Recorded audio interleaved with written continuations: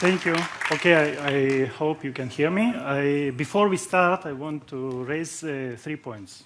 First one is my native language is C, after that Python, after that Russian, and the last one is English. So from the beginning, I want to apologize for pronunciation, etc., etc.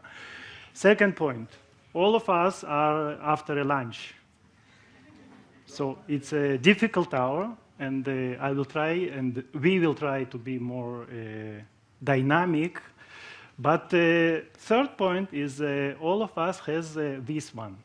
And after lunch, with my English and the presence of this device, it's make our speech more complex.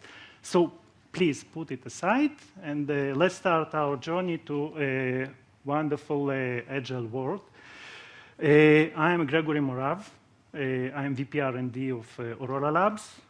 And hi, everyone. My name is Marwa Shalabi. I'm an Agile coach / Scrum Master at Aurora Labs. Okay.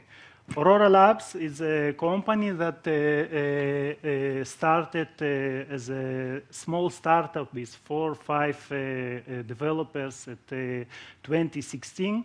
And now we have about 80 engineers, developers of different skills, and we are continuing to grow. I want to talk about Agile, how it started. We started with some new R&D approach at 2020 during the COVID, and after a few discussions in general management, it was decided to adopt Spotify concept. So we tried to find some way to connect autonomy of the teams with alignment to goals and to build something that allow us to focus on the target and achieve good results. I don't know if we knew good enough how to do it. Anyway, we started it, and a concept was that we will build our R&D and the company with squads. Each squad was responsible for a specific area of our product, and chapters. Chapters was mostly technical skills. One of them is a Python chapter. Second one was an embedded chapter, QA, DevOps, and in this situation, we found that we need for each chapter some person who will be some kind of technical leader, a chapter leader, and for each squad, we defined squad leaders. For other organizations, it's something like a team leader, but with more responsibilities, and we provided to squad leaders a position of product owner as well. We started at the beginning of the journey with one Agile coach, and worked during 2020 with this approach, and we saw that after definition of all these words, I will not read all these words right now, we saw that we can improve together with Scrum Masters. So necessity of adding Scrum Masters to the process was raised as a big flag, red flag at the end of 2021 when we finished one project for our very important customer. Project was delivered on time, but we had a lot of headache with this project, and we found that we need to improve our processes. How we do it? We started with Scrum Masters, not only Agile coach. And at this point, Marwa joined the company, and we have one more Scrum Master here in the hall, Baruchi. So, Baruchi, hi. What we did as the first actions in this situation, this is a part of our process, for example, how we started to analyze our processes before Scrum Masters arrived, what we need to change, what we need to improve. But after the Scrum Masters arrived, we started, first of all, to align expectations between squad leaders, product owners, on other word, and Scrum Masters. One of first actions when Scrum Masters arrived were Jira alignments. So we reached to the company, and first we worked on defining our roles and responsibilities, what we are going to be working on. We understood that we need to be with the teams and try to coach them and to be with them and to try to define the meetings. They suffered from many pains, and which is such as many meetings during the work week and many more. So we tried first of all to be with them and to really understand the culture and to be in the meetings. And after that, okay, we said, why not to do a quick wins? For example, first, okay, let's try to work with Jira. And first things that we did was combining all of the sprints onto one sprint. All the teams now are working with one sprint. And after that, let's define the definition of done for each story. When the story is finished, is it when it's tested? Is it when everything's documented? It's verified by the QAs? And really trying to identify all of the basics, changing fields in Jira, trying to also taking account all of the ASPICE, this who's closing the bugs, and also who's responsible for all of the check-ins. It's also a business and also a technical. For example, a PR need to be approved by other team member, or if it's by the managers.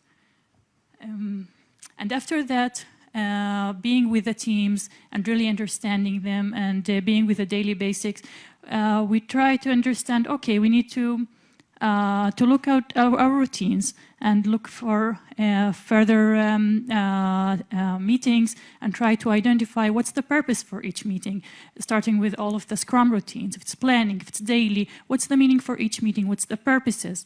And after that, with all of the plannings, we try to go for an experiment, try to do the PI planning, which now, okay, we're now successful to do planning for one sprint. Let's do it for further. So let's decide in what term. Let's do all of the talking with all of the PMs, with all of the teams, and getting so many rejections at the first, but being so stubborn for the journey and trying to convince everyone that this is the right thing, and all of the team are jumping in the deep water together, trying to understand, and with the awareness that's going to be a big failure at the first time, and it's okay. After that, we're going to be successful, and we're going to learn from our journey, and we'll do better things. I think you can start. Okay, another step was how we can learn and to improve our processes every time. And we adopt a few retro techniques using assistance of Ajimeh. We started with technique of 5 whys questions. Afterwards, we used different exercises in how can we map and provide scores for each problem that team arise. We talked about strict and well-defined action items and follow-up. Every meeting, every retrospective meeting at the end of the sprint, we started about which follow-up actions we need to check, how we provided action items, how we completed them, if at all, etc. And we increases our visibility and transparency in processes in very good manner using these techniques. And the definition of KPIs as a result of action items and our ability to complete action items was based on these KPIs. And we want to show you a few examples of visibility, how we do this. This is one of our boards that we worked on it during few last weeks. And for example, this one can explain about how we need to define our task in better manner. If we define tasks as small steps, we can proceed in a continuous way. If we define our tasks as a big one, and in terms of story points, each story that has 21, 35, 55, 30, doesn't matter. More than 21 story points, we cannot achieve it because we cannot arrive to the first step. This is one example. Another one is this one.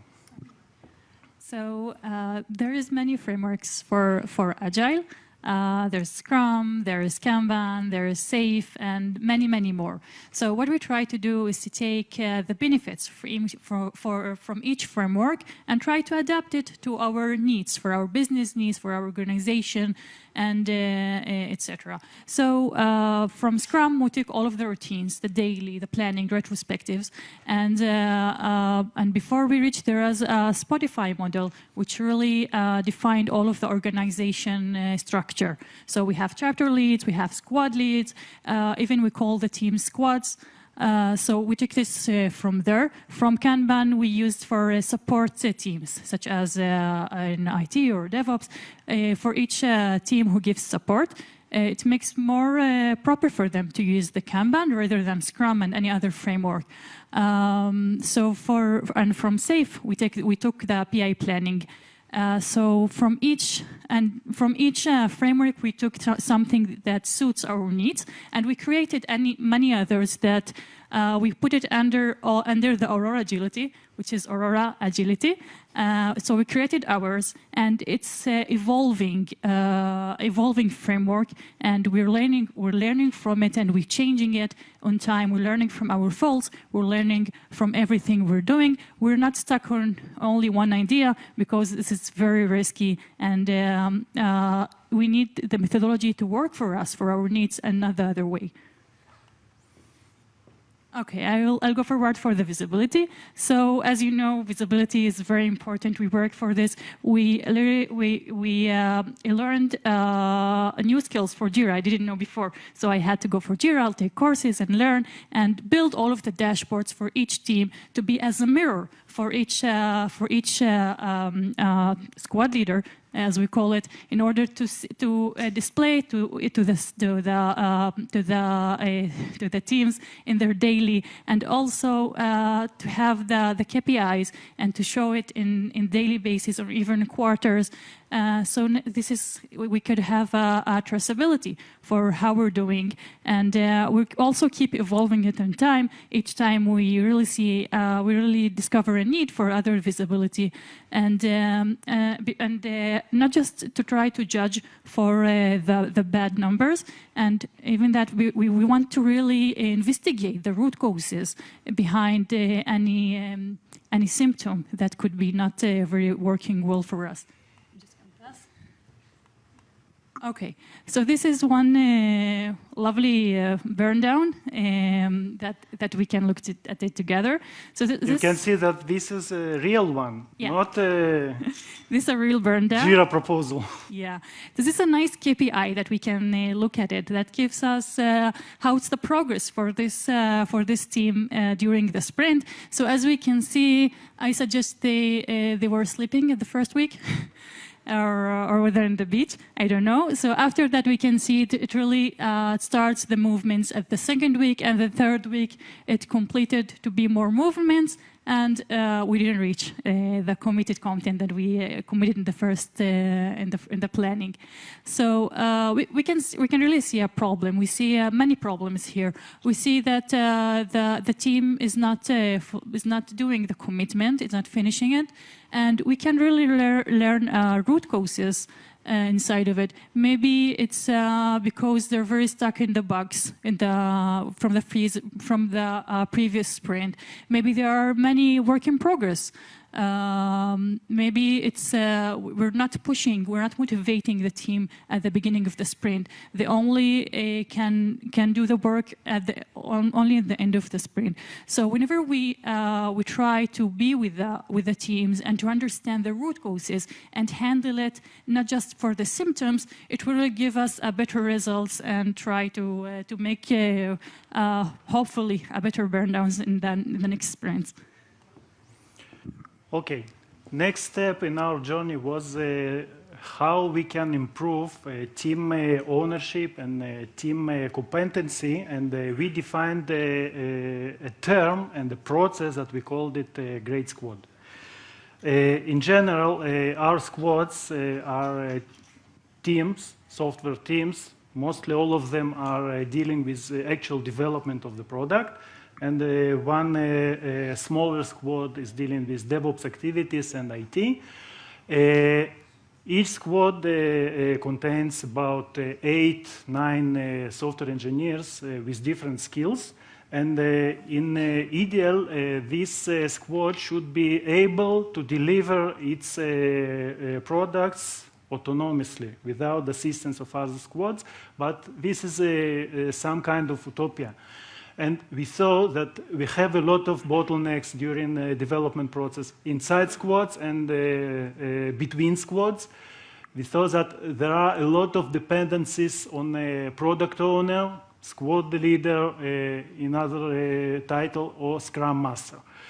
We saw that the team is not fully owner of all its tasks, and from time to time during retrospectives, we saw that we cannot complete all our initiatives on time. So we defined all of these as our KPIs for Great Squad. First of all, and most important one was to avoid bottlenecks. And team ownership, I think this picture can present an idea of ownership in a very visual manner. All of team members are on the one boat. And if one of team members completed his task, it not means that all entire initiative that squad is responsible for it is completed. So we continue to work on it. We perform a lot of process definitions of how we can proceed with Great Squad. We defined a lot of action items, and a lot of work was done into squads. And for now, and I will get to it a bit later, we are working on Great Squad of management team. Anyway, what we can see here, this is a process that was done. We a bit discussed before during Michal and Lemore election about 7 levels of delegation. I can ask Marwa to describe a bit more in details. Okay, sure. So as Gregory mentioned, after being with all of the routines and being with retrospectives, taking the action items, we recognize a need for building a teams, for being with them and try to investigate more what are the root causes.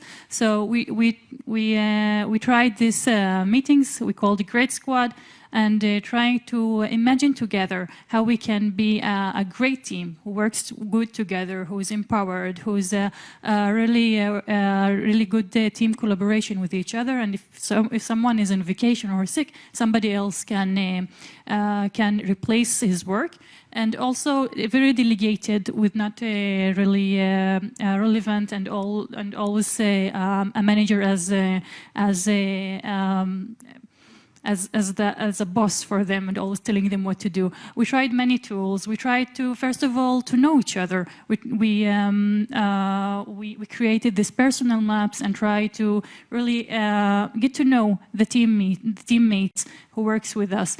We tried the 7 levels of delegation, where we display the tool for the team and really try to set the expectations for each symptom. Competency matrix, as the lecture was before, and thinking hats. I think you got already the game for it. Okay, go Okay, another approach of Great Squad was to try solve cross-squads dependencies, and we tried some experiment that part of it continues right now as well in our company. We called it a dynamic team. Dynamic team, as we defined it, solves the task force. It uses task force approach and should solve an issue of cycle time, throughput, and wasted time on blocked issues. Most of KPIs that you can see here, we tried it, I think, 4 or 5 times. Few of first experiments were not so much successful.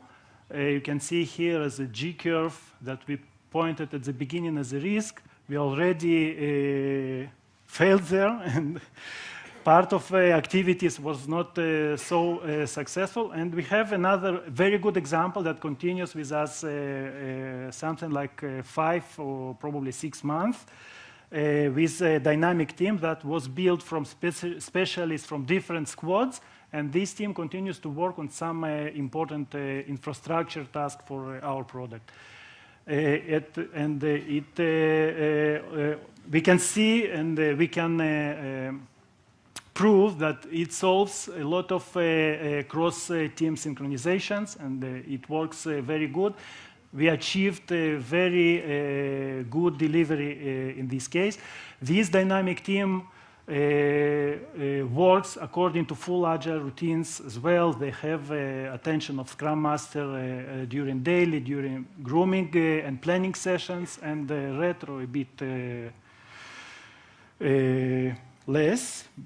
But anyway, it works very good, and we probably will continue with this approach on our next projects as well. What's going now?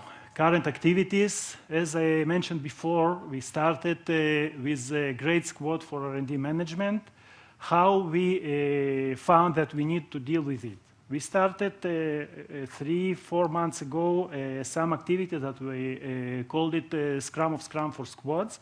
Each squad leader defines his task for squad and need to update all other squads about these activities to synchronize with others. Because we have some integration points, milestones in our development process, and we found that this is necessary for us. And during these meetings, we found that not always we can proceed according to our requirements. Not always it worked well.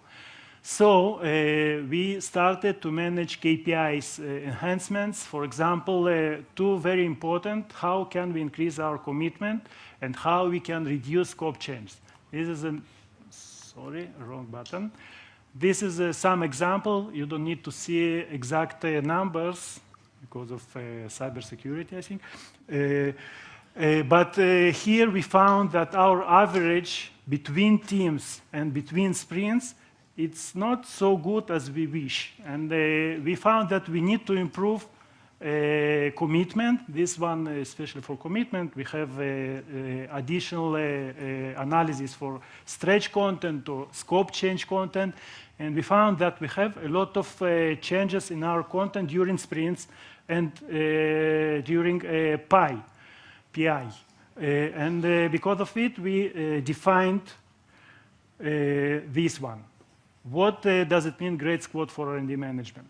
First of all, we need to retrospective and higher level, not only for squads, but between squads, and to discuss all issues that are relevant for synchronization between teams. Second one, we have for each feature that we are developing, initiative owner. Initiative owner, it worked for us, but it worked mostly during a grooming process before we start working on initiative. And when we started to work, we found that initiative owner somehow going to nowhere. And teams continues to work, but no one can manage it as an actual owner for entire initiative with all its activities, including DevOps tasks, including QA, automation processes, etc. So we wanted to find better way for initiative owner, and what does it mean to align expectations. And we did it in this way. Immediately when we found that we have a problem with it, we started a process. We started it with, first of all, some definition of internal checklist, how we want that initiative ownership will act during development process, what is his actual responsibilities, what he need to do during his working process from beginning till initiative is completed. We started with updates of our procedures during Scrum of Scrum meetings and the actual day-to-day work of initiative owner. And in parallel, we started some benchmark of some external Jira-based AI tools that helps to initiative owner to get full picture every time he wants. We talked before about value stream. Something like this may very help to this process probably. So it's a good point from today's sessions. And about this, we need to find good way to, according to first process updates and results, because our motto is that we hate to wait. We need to find fast solutions for any issue that is blocked, and initiative ownership, it's very important for this part. And what we see here that this experiment started to work, and we need to complete our experiment to provide retro results and to see where we are now. And it will be done in a few weeks from now. It's an ongoing process, so